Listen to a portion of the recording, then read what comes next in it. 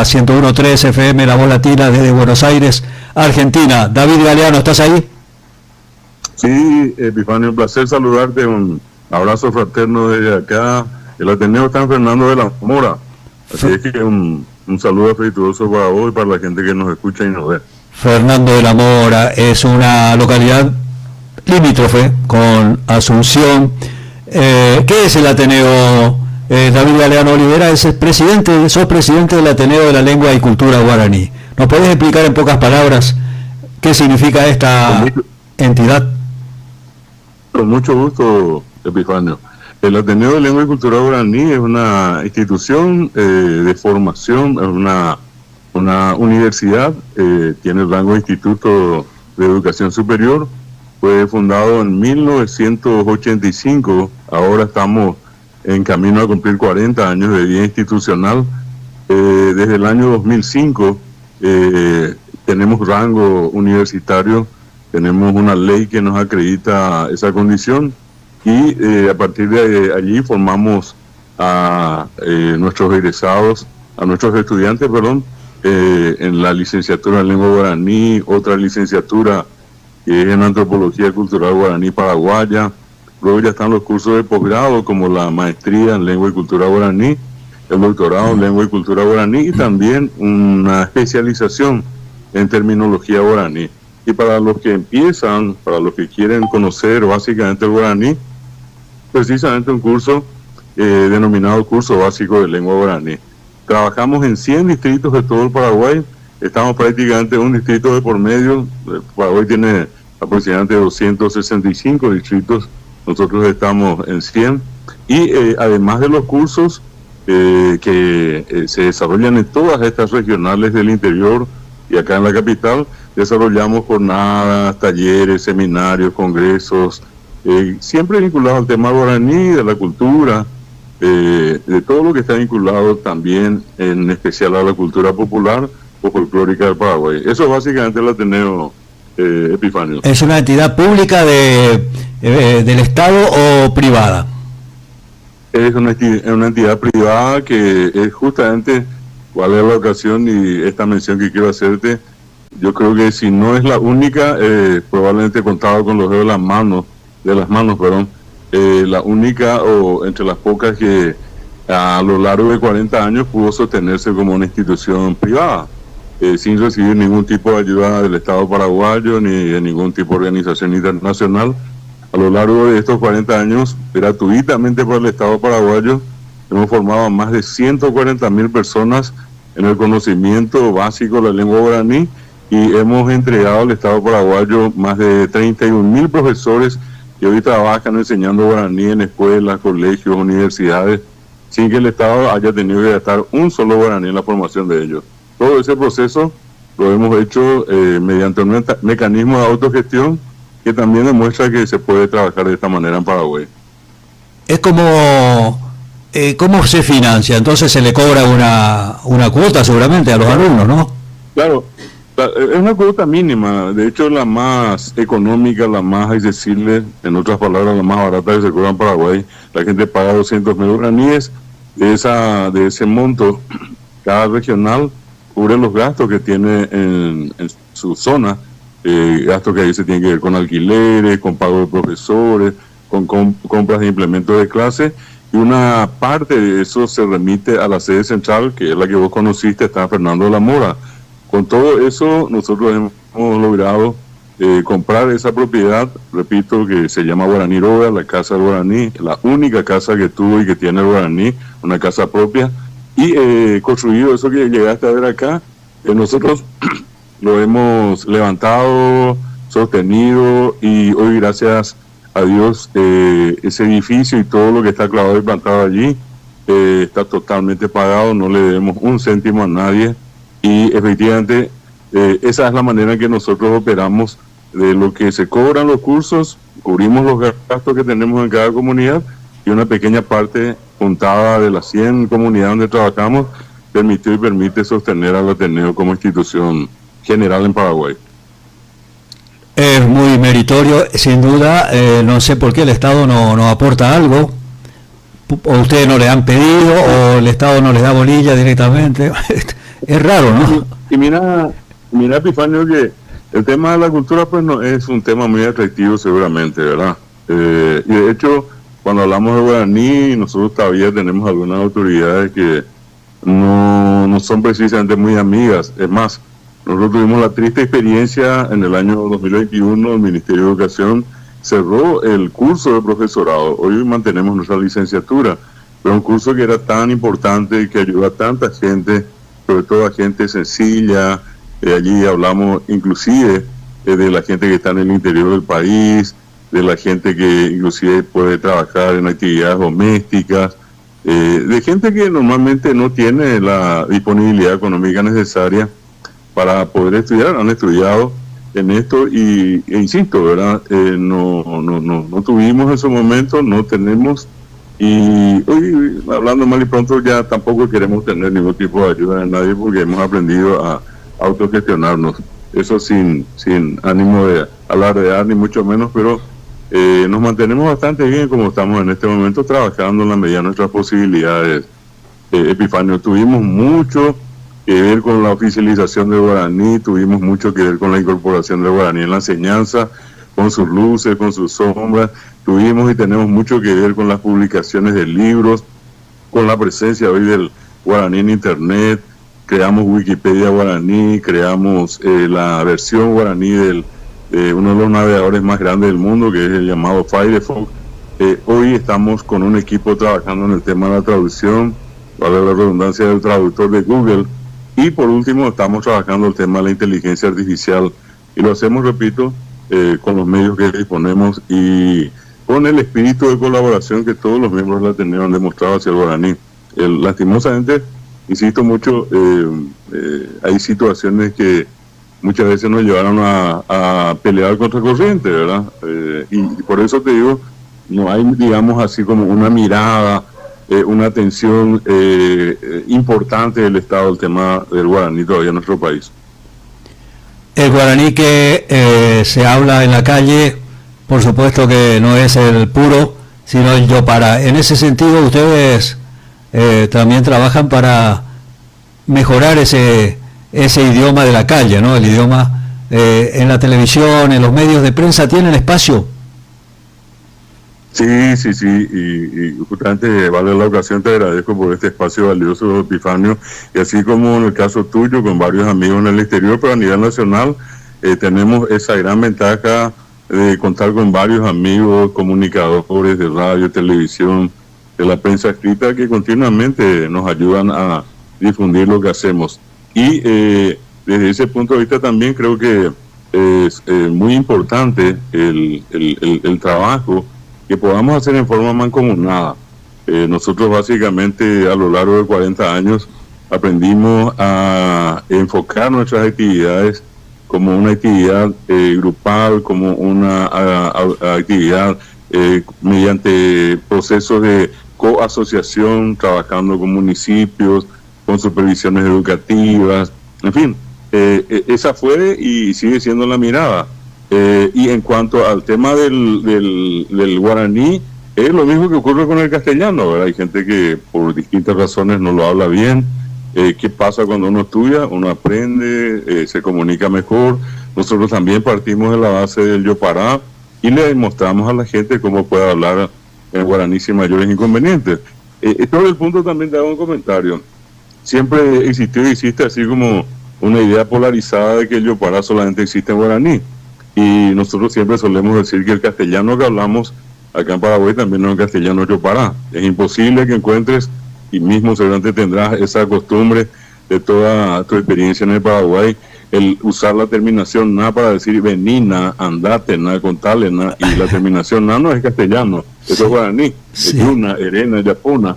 O comúnmente la gente dice vení, que andate, que contale, que, y la terminación que también es guaraní, yuque, ere, que yapoque. Entonces, el yopará no solamente existe en el guaraní, existe en el castellano. Acá es común que la gente diga yo no sabía, yo nico es guaraní. O qué pío querés, qué pío, pico es guaraní. O qué pa vas a hacer, pa es guaraní.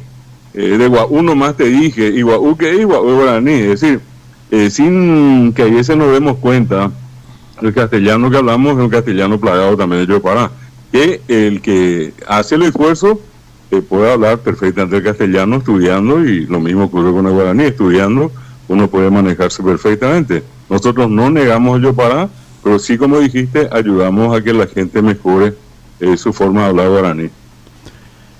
David Galeano Olivera, tenés un trabajo intelectual de creación y de libros muy frondoso también. El otro día escuchamos algo por el Rincón Literario de Teresa Méndez Feit de tu frondosa bibliografía, ¿no? Haces traducciones, haces cuentos, leyendas. Contanos algo de tu trabajo intelectual publicado hasta ahora, que es muy grande. Y bueno, antes que referirme a eso, primero quiero agradecer permanentemente a Teresa, a tu hermana Teresa Méndez Feit, que hace años desarrolla una labor impresionante, impagable, lo que ella hace por la literatura del Paraguay. Consiguió compilar la historia del Paraguay en materia literaria. El trabajo de ella es único y yo le agradezco siempre a ella porque entre sus tantas ocupaciones le ha dedicado parte de su tiempo a mi producción literaria. Y voy a eso. Yo tengo 20 libros publicados sobre lingüística. Yo tengo un libro sobre lingüística, un tratado de lingüística bastante voluminoso. Es el único que hasta hoy tenemos en Paraguay totalmente en guaraní. De inicio al fin, totalmente en guaraní. Es lingüística, es hablar del estructuralismo, es hablar de Chomsky, de Bromfield, de todos los grandes lingüistas del mundo, pero en guaraní. Y luego la parte aplicada a Paraguay. Tengo otro de antropología cultural, el guaraní paraguaya. Tengo libros donde conseguí rescatar los famosos cuentos populares del Paraguay, acá llamados Caso Ñemombeú, sobre los míticos, así reconocidos personajes como el Pora, el Luisón, el Pombero, los casos de Plata de Vivir. Gracias a eso, con otros amigos, conseguimos pasar al papel lo que tradicionalmente siempre fue Ñemombeú, fue en forma oral.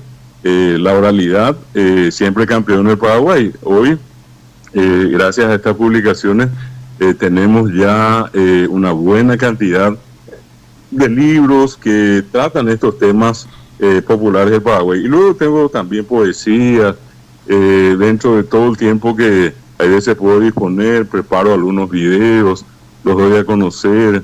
Es parte del día a día. Nosotros nos hemos comprometido a publicar diariamente, sin faltar un solo día, valga la redundancia en el hecho de dar a entender que es día por día, siempre materiales vinculados al tema del guaraní o la cultura paraguaya. Así lo estamos haciendo desde el año 2007, y en el año 2001 el Ateneo de Lengua y Cultura Guaraní fue la segunda institución que en Paraguay tuvo su sitio en guaraní en internet. Entonces estamos orgullosos también de ese trabajo por el Ateneo. En lo que a mí me toca es también un testimonio de mi producción particular, Epifanio. David Galeano Olivera, de una pregunta que se me ocurre siempre: la cantidad de intelectuales como vos que hay en el Paraguay, que saben, que conocen de historia, conocen de literatura, de cultura, sin embargo, en los que manejan la política del Paraguay no se los ve. No, ¿por qué no se meten en política los intelectuales en el Paraguay, que son gente que sabe, que puede aportar a la política paraguaya para que mejore el país? Bueno, en realidad hubieron siempre intentos, Epifanio, que lastimosamente no prosperaron, ¿verdad? Es como que te decía yo un momento antes, la cultura no paga, y tampoco hay veces una persona que pueda tener una dilatada, brillante trayectoria en materia intelectual, literaria o cultural, tampoco tiene un impacto en la formación cívica de la gente. La gente acá lastimosamente sigue todavía dependiendo de quién le da algo, quién le da más, y de acuerdo a eso condiciona el voto. En otras palabras, los votos se compran y se venden, y si uno no tiene esos recursos, imposible hacer frente a nadie. De hecho, también por una cuestión ética, lo nuestro no pasa por salir a ofrecer dinero.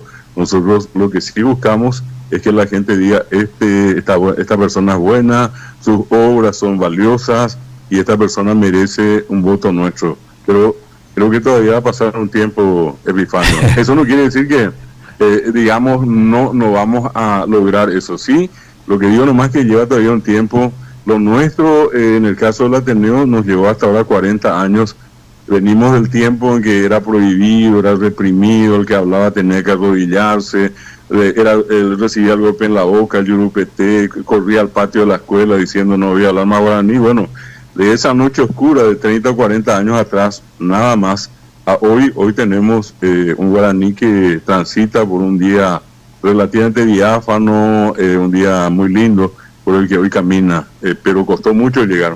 Y eso mismo tendríamos que aplicar también, sobre todo en la formación cívica de la gente, para que cada uno entienda que el país se construye con la gente digna y que no precisamente con la gente que compra y vende votos. Siempre mi padre decía que el guaraní era una lengua democrática en el sentido de que refleja una cultura democrática, pero contrariamente al castellano, que a veces es más señorial o más discriminativa, ¿no? Porque la forma de manejarse en los idiomas es diferente. Y eso es justamente cultura guaranítica, que es democrática, pero hay que hacerla masiva, digamos, o popular. Estamos llegando a eso, Epifanio. Yo calculo todavía un proceso que pueda llevar unos 5, tal vez 10 años más, para que el guaraní ya se afiance definitivamente. De hecho, hablamos de una población mayoritaria guaraní hablante, más del 70% del Paraguay se comunica en guaraní, solamente que venimos de esa noche tan oscura donde se prohibió, se reprimió, se degradó, se intentó eliminar guaraní, de todo hubo. Y ese proceso tan lento es el que lentamente, vale el juego de palabras, hoy estamos revirtiendo, modificando para mejor. Y allí también, ya que mencionaste, acá se da un trigo, si se puede decir de esa manera, tu trabajo en este momento a través de este medio tan importante, un trabajo de tanto tiempo, el de Teresa, y recordaste al mentor de todo, a tu padre. Él difundió el guaraní como ninguno, ¿verdad? Es más, permitime recordar acá que no hace mucho tiempo en el Ateneo, por lo menos nosotros, intentamos reivindicar siempre la figura de Epifanio Méndez Fleitas, y lo hicimos con la presencia tuya, con la presencia de Teresa, lo hicimos a través del Festival del País, lo seguimos haciendo, pero han sido personas como Epifanio Méndez Fleitas las que decididamente abrieron ese camino por el cual de la noche comenzamos a transitar hacia la claridad. Si hoy hablamos de un guaraní bien posicionado, no podemos bajo ningún punto de vista omitir el nombre del gran Epifanio Méndez Fleitas. Y hay una anécdota reciente que ustedes participaron en una escuela, ¿no? En una escuela fue de Quindú o de el rescate de un montón de materiales de él que no sé cómo aparecieron allí. Increíble, pero interesantísima esa historia, Epifanio. Sí, brevemente te comento que en esa oportunidad en que estuvieron ustedes, vos y Teresa, en el Ateneo, una de nuestras directoras, que es la directora de la Regional Quindío, la profesora Miriam Osorio, se había presentado allí y diciéndole, ¿verdad? Yo tengo en mi poder unos documentos que me gustaría poner en manos de ustedes. De buenas a primeras, era una cuestión así medio llamativa y bueno, ¿qué es lo que va a haber de Epifanio seguramente? Cuando finalmente tuvimos la oportunidad de ir con Tere y con su marido a Quindío, nos encontramos con una sorpresa, una cantidad de documentos escritos de puño y letra de tu padre, de ustedes. Teresa se emocionó muchísimo cuando encontró un escrito de ella, firmado por ella, que no recuerdo, con su apelativo, con su muñeca, muñeca, sí. Legítimo, Sí. Muñeca, con ese mismo nombre, el papá, don Epifanio le trataba ella en una carta. Sí, sí. Ella se emocionó, se quebró, ¿verdad? Pero una cantidad muy importante de documentos que hoy día, para nuestra satisfacción, están en poder de Teresa, y a través de Teresa en poder de la familia. Entiendo que Teresa inclusive está preparando, por lo que me había comentado, un material al respecto, ¿verdad? Una especie de les resumen de todo lo que en ese lugar se encontró. Y que casualmente se encontraban en la iglesia de Quilmes, donde fue a parar y un día dice que ya se estaban tirando todos aquellos elementos que no servían, papeles viejos, tiren todo, bueno, y pasa ella y casualmente se encuentra con una carpeta voluminosa. Ella abre, mira y encuentra a Epifanio Méndez Fleitas, ¿verdad? Entonces llegó y siempre dijo ella, bueno, esto alguna vez yo voy a de alguna manera acercarlo a la familia, y se dio la circunstancia en esta ocasión que tuvieron ustedes de que ella hiciera entrega oficial de estos valiosos documentos, históricos documentos de don Epifanio Méndez Fleitas. Qué bueno, David Galeano Olivera, todos los días tenemos algo nuevo contigo. Queremos seguir contando con tu aporte en Panorama de Noticias de Ñengatú y te agradecemos muchísimo. Si querés enviar algún mensaje a tus amigos que seguramente tendrás por acá o por el mundo, porque esto se escucha en todo el mundo. David Galeano Olivera entonces se despide de nosotros. Y bueno, Epifanio, muchas gracias a vos, a tantos amigos, un saludo también de Chahuillé, Betemima y te dijo Olivera para Veña, Nevendúa, Argentina, Paraguay, Estados Unidos, esa es ave, Aguillebete, Aipotape, Hazabe, Arane, Poran Vallepeva, Enegeba, Tesain, Boraijú, Cuyapamé, Aguapuy, Tecocatuja, Tecoponavi. Que tengan una feliz jornada hoy y agradecidísimo, Epifanio, por este valioso espacio y este momento de compartir contigo. Que pasen muy bien. Muchísimas gracias. Hasta pronto.